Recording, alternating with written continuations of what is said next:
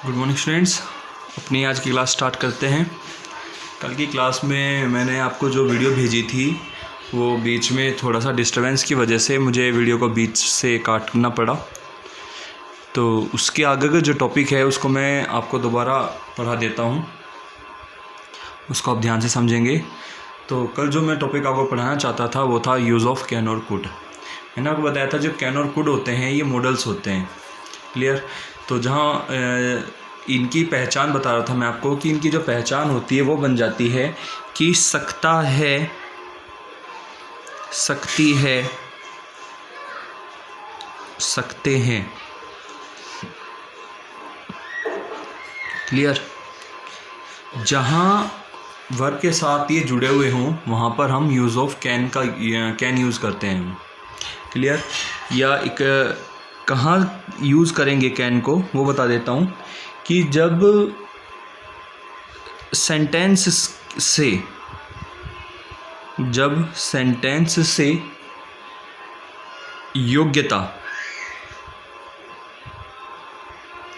योग्यता हो या क्षमता प्रकट हो तब कैन यूज किया जाता है।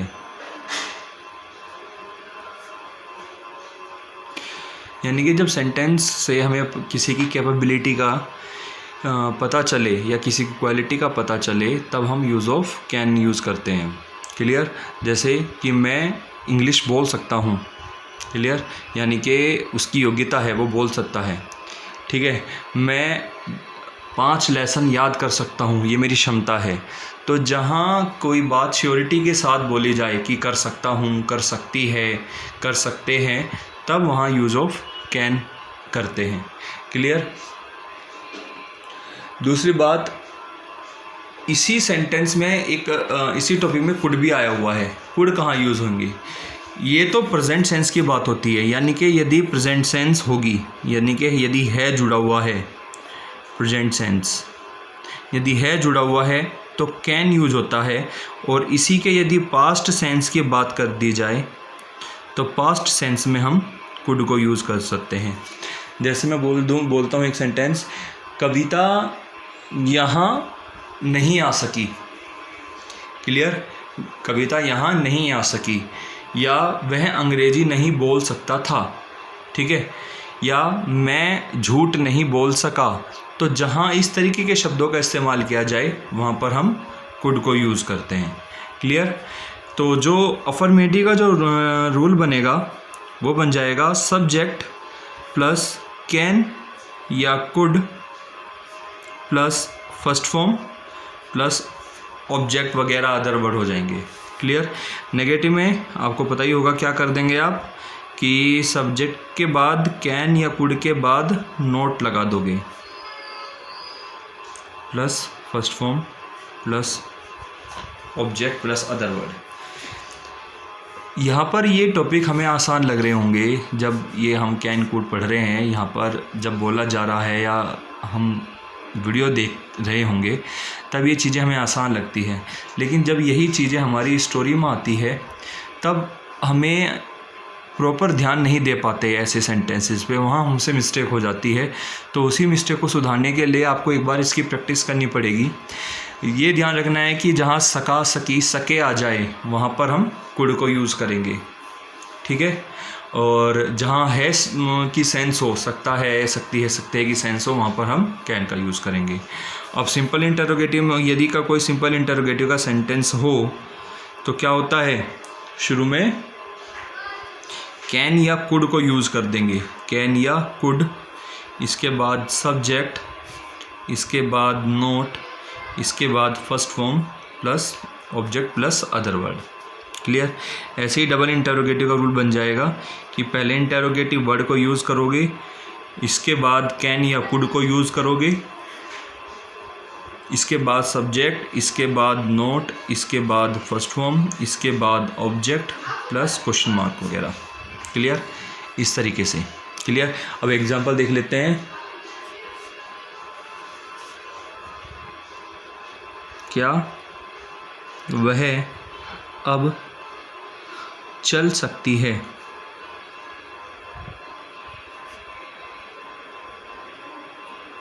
Sorry, question mark. क्या वह अब चल सकती है? क्या आया शुरू में आ गया है इसमें, यानी कि हमारा सिंपल इंटरोगेटिव है तो कैन और कुड को यूज़ करना है। अब ये देखना है कि कैन यूज़ करोगे कुड, जैसी बात है इसमें है आया हुआ है तो हम कुड को कैन को यूज़ करेंगे। तो ये हो जाएगा कैन, इसके बाद सब्जेक्ट कौन चल सकती है, वह की क्या लगेगी, शी। इसके बाद नोट इसमें था नहीं, वर्क की फर्स्ट फॉर्म चलने की होती है वो, कैन शी वॉक। और क्या बच गया अब की क्या होती है, now, can she walk now. Clear. एक सेंटेंस और देखिए,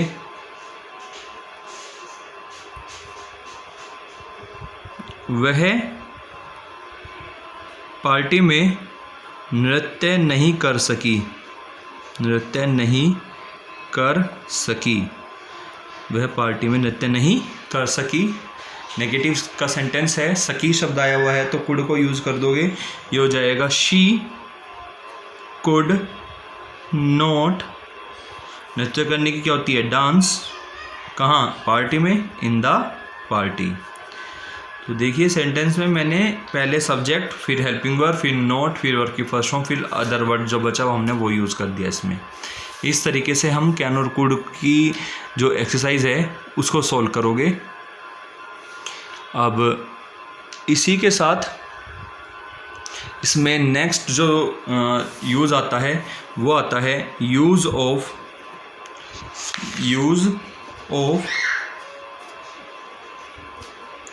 मे और माइट। मे और माइट का यूज़ कहाँ होगा?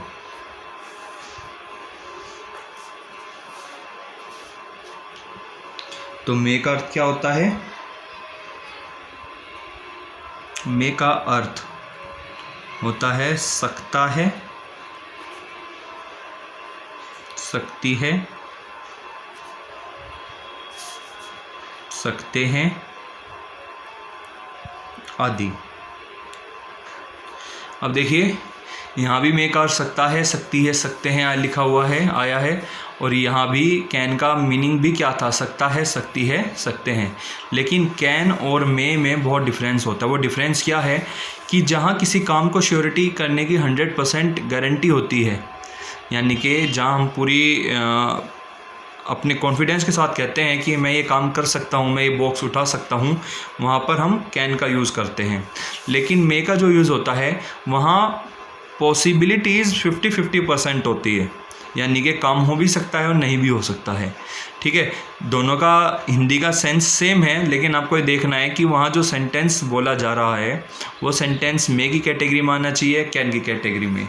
जैसे कि एक एग्जांपल है कि क्या मैं, जब हम क्लास में जाते हैं तो हम टीचर से बोलते हैं मे आई कम इन, बोलते हैं, क्लियर। तो वहाँ हमारी पॉसिबिलिटीज़ पूरी नहीं होती, क्लियर। वहाँ क्या होता है कि टीचर हमें अंदर एंट्री दे भी सकते हैं और नहीं भी दे सकते, ठीक है। इसलिए हम वहाँ पर हम मे का यूज़ करते हैं, हम वहाँ कैन यूज़ नहीं करते हम कि can I come in, clear. तो या हम कहीं जाएं और कोई बैठा हुआ है, जस्ट हमें उसके पास बैठना हो तो हम उससे पूछते हैं मे आई सिट हियर, मैं यहाँ बैठ सकता हूँ। तो जहाँ हम परमिशन मांगते हैं, ठीक है, या परमिशन ग्रांट करते हैं, वहाँ पर हम मे का यूज़ करते हैं, क्लियर। और जहाँ हम काम को पूरी श्योरिटी के साथ कर सकते हैं या करेंगे तो वहाँ पर हम और कैन का यूज़ करते हैं, क्लियर। ये डिफरेंस होता है मे और माइट में। तो कहाँ यूज़ होता है ये रूल, कहाँ यूज़ करेंगे कि अनुमति लेना, परमिशन लेना या देना, क्लियर। पहला पॉइंट तो ये कि जहाँ परमिशन लेते हैं या परमिशन देते हैं वहाँ पर हम मे का यूज़ करते हैं। सेकंड क्या है कि संभावना प्रकट करने के लिए, संभावना प्रकट करने के लिए, पॉसिबिलिटी दिखाने के लिए। जैसे हम क्या बोल सकते हैं, आज बारिश हो सकती है, हो भी सकती है और नहीं भी हो सकती है, हम बोल ही तो रहे हैं हो सकती है। तो यानी कि वहाँ हमें पूरी श्योरिटी नहीं है, हम पॉसिबिलिटीज़ दिखा रहे हैं अपनी, तो वहाँ भी हम मे का यूज़ करेंगे। थर्ड है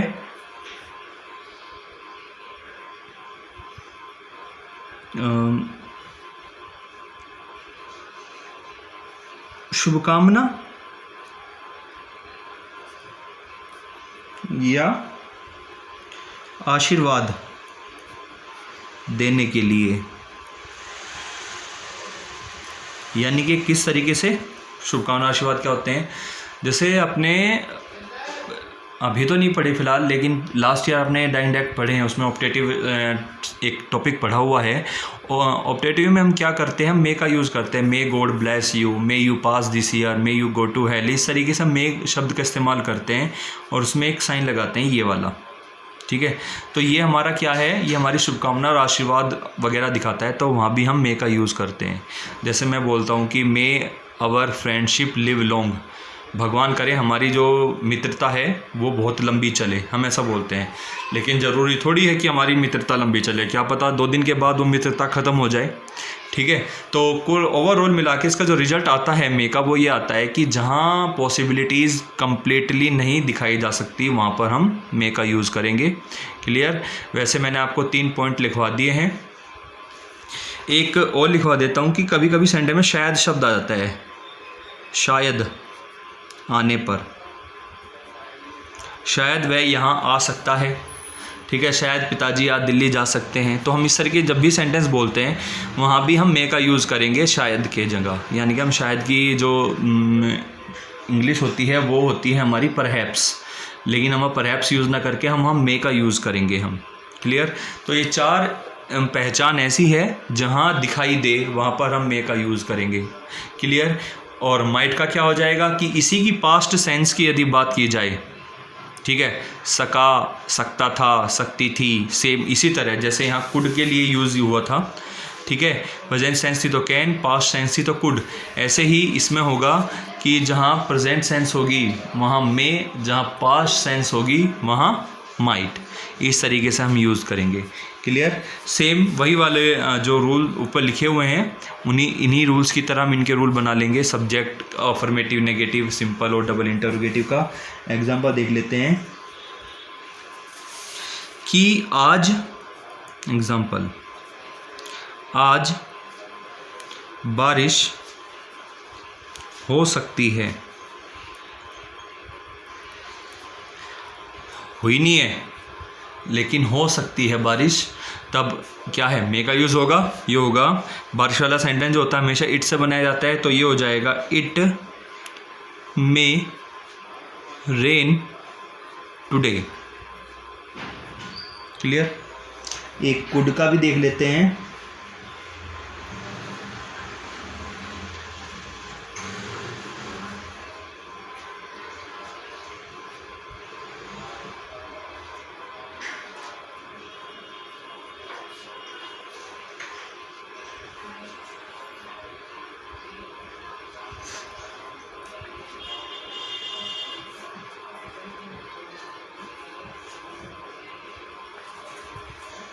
वह तेज दौड़ा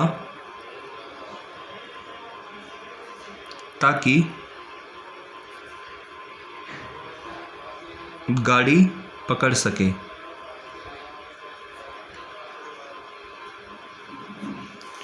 वह तेज दौड़ा ताकि गाड़ी पकड़ सके। ताकि को हम क्या बोलते हैं, ताकि को बोलते हैं सो डैट। ये कंजक्शन है, कंपाउंड सेंटेंस में यूज़ किया जाता है ताकि, सो डैट।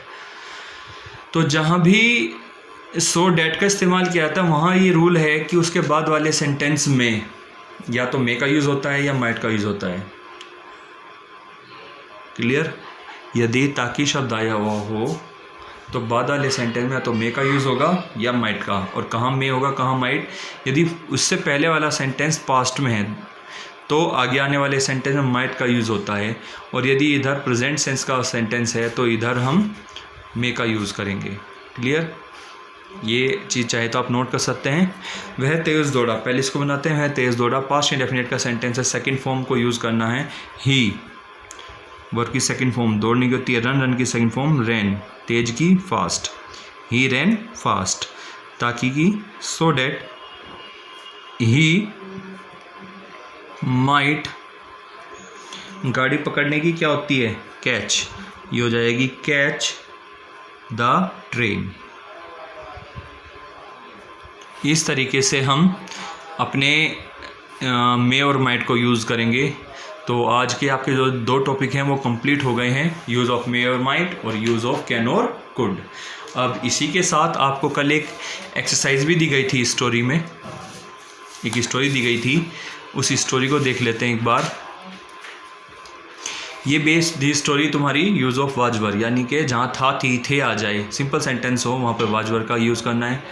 यदि किसी सेंटेंस में कोई सब्जेक्ट नहीं दिया हुआ है वहाँ पर हम देयर का यूज़ करते हैं, ठीक है। यदि किसी के पास किसी वस्तु का होने का बोध हो तो वहाँ हैड का यूज़ किया जाता है।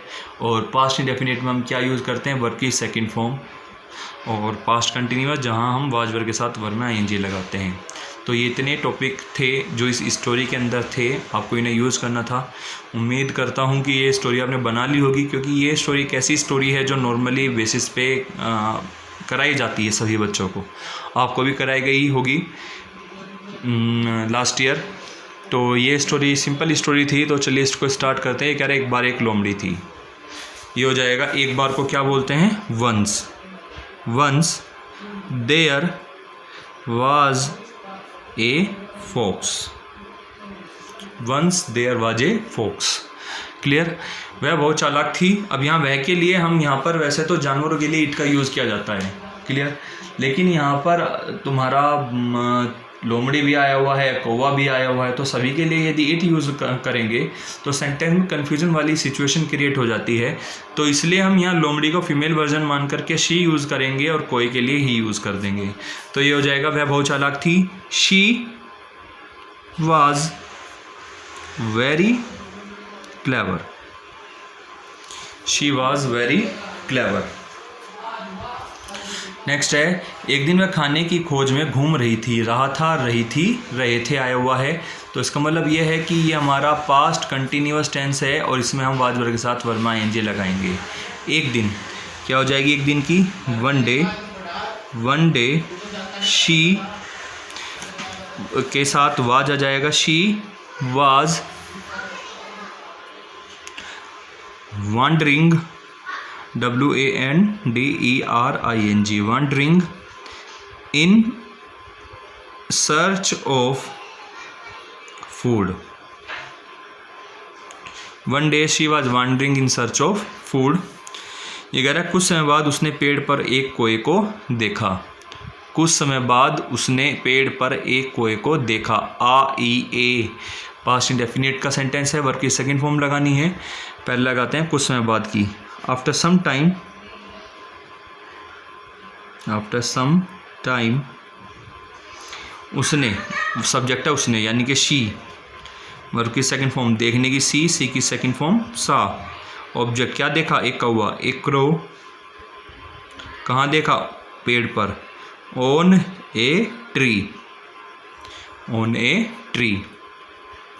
ये कह रहा है उसकी चोंच में रोटी का एक टुकड़ा था, यानी कि उसके पास एक रोटी का टुकड़ा था। इसका कहने का मतलब ये है। तो यानी क्या है, यूज़ ऑफ हैड यूज़ करना है हमें। ये हो जाएगा he had a piece of bread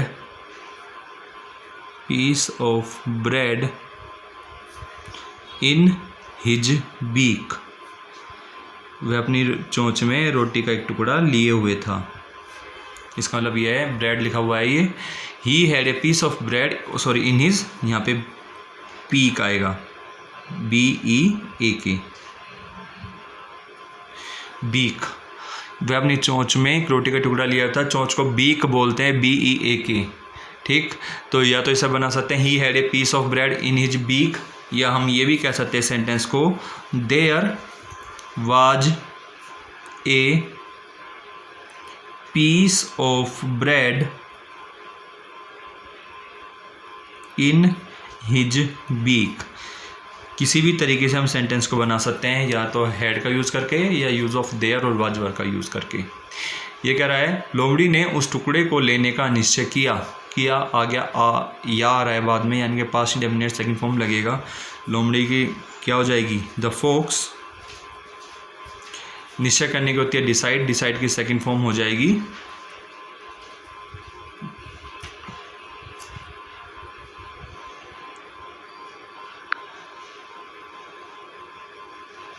the fox decided अब इसमें दो वर्ब थी, एक तो लेना और एक निश्चय करना। निश्चय करना हमारी मेन वर्ब थी क्योंकि लास्ट में आई हुई थी, तो इसकी तो हमने सेकंड फॉर्म लगा दी। तो जो बाकी की वर्ब बचते उसको टू प्लस फर्स्ट फॉर्म से यूज़ करेंगे, तो ये हो जाएगा टू टेक उस टुकड़े को, that piece. The fox decided to take that piece. आगे कह रहा है उसने एक उपाय सोचा, तो शी सोचने की थिंक होती है, थिंक की second form thought. He thought a plan.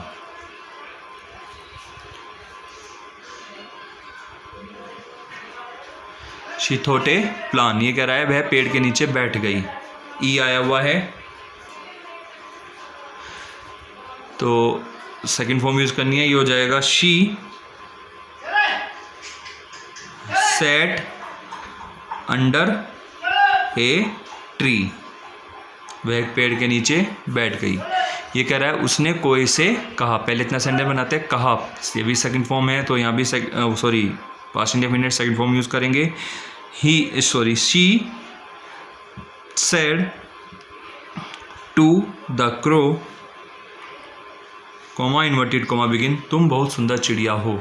चिड़िया को क्या बोलते हैं? बर्ड। ये हो जाएगा you are a very beautiful bird. You are a very beautiful bird. ये कह रहा है तुम्हारी आवाज़ बहुत सुरीली है, तो तुम्हारी आवाज़ को बोलते हैं your voice is very sweet. अब आगे लिखा हुआ है कृपया गाना गाइए, यानी कि ये क्या हमारा इम्पेरेटिव का सेंटेंस है जो कल पढ़े थे हमने। तो कृपया प्लीज़ हो जाएगा और इसके साथ वर्ब की first form please sing a song, inverted comma close. तो ये स्टोरी थी, इसको आप कॉपी में नोट करेंगे अपनी। और यूज़ ऑफ मेयर माइट जो था तुम्हारा, उसकी एक्सरसाइज आपको टेलीग्राम पे मिल जाएगी। उस एक्सरसाइज को आप सॉल्व करेंगे अपने आप। तो इसी के साथ हम अपनी आज क्लास यहीं ऑफ करते हैं। Have a good day.